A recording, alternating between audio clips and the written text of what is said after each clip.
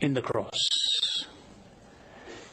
If you follow the Islamic faith and you ask a Muslim man, how do you attain paradise? He'll say, when you stand before Allah, your good deeds will have to outweigh your bad deeds. That's how you're going to make it. In fact, a few years ago, I was at Toowoomba at the University of South Queensland, and I was debating an atheist and an Islamic scholar. He said that right from the platform when I put him the question. How do you attain paradise? Your good deeds will have to outweigh your bad deeds.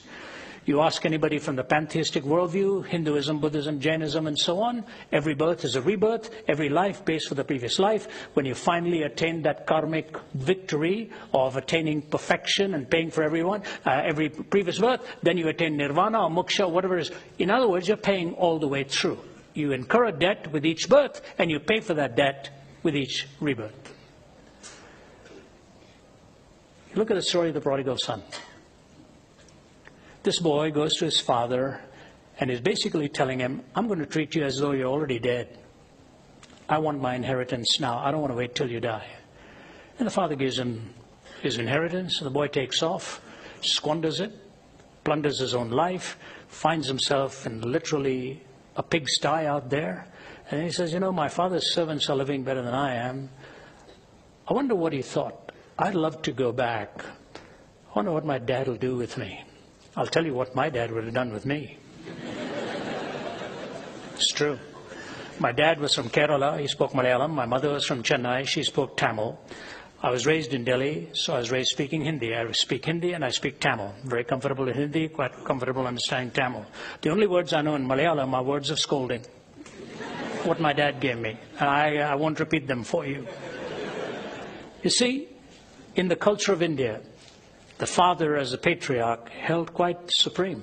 In many parts of India today, you will still see when the sons or daughters-in-law walk in the room, they touch the feet of the dad. First thing, it's a culture that's gone that way for centuries. This boy's taken his dad's money, blown it, and he's going to come back. Would you have ever imagined in an Eastern narrative that the father rushes out of the home to meet him halfway? Totally catching the whole narrative and the listeners off guard.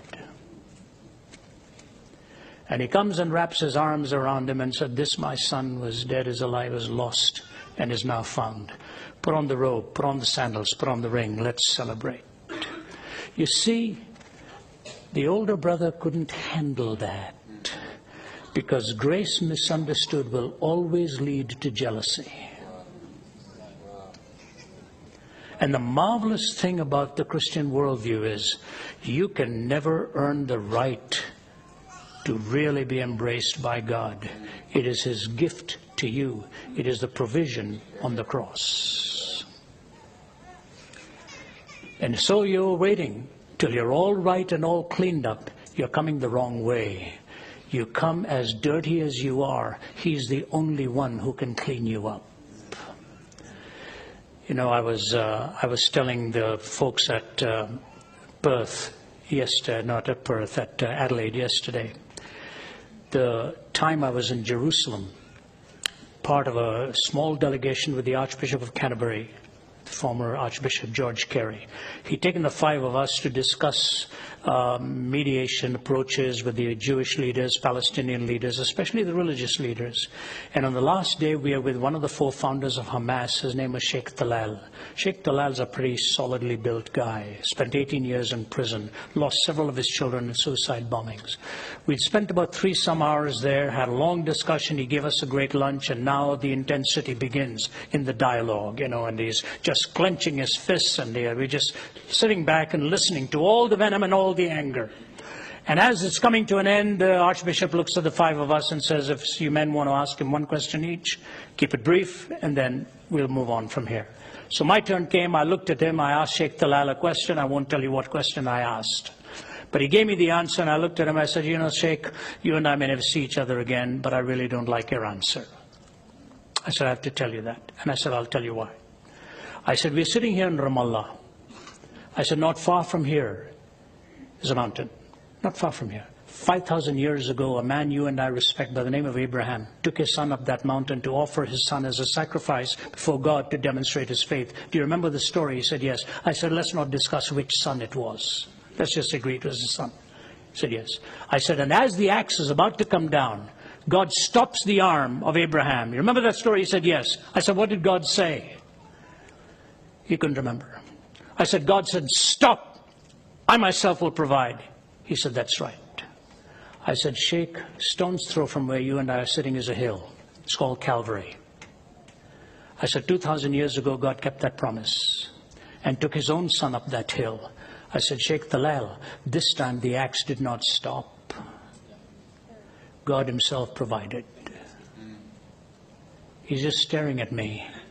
I said, I want to say to you this, sir. Until you and I receive the son God has provided, we'll be offering our own sons and daughters on the battlefields of this world for position, land, power, and prestige. There's been dropped silence in the room. And the Archbishop says, I guess we can go now. I figured I'd done it, you know. So we're walking away, and I'm sort of shoulders hunched, about to go down the stairway, and I feel this arm around me. It's the Archbishop. He said, Ravi, that was of God. I said, I sure hope so. And we walked down. And the Archbishop was the guest of honor. We were sort of part of the hoi polloi accompanying him. And so we are all getting into our car, and the Sheikh is ushering the Archbishop to the car, but I noticed he's hurriedly putting him into the car, and he comes running towards me before I got in. I said, here it comes. He turns me around. He's a strong guy. And he's holding my shoulders, and I'm looking him eyeball to eyeball. And he said, Mrs. Zacharias, you and I may never see each other again. But you're a good man. You're a good man. I hope I see you again someday. The tears filled his eyes, and he gave me that hug, and I walked away. Do you realize the Christian faith is the only faith that talks about redemption?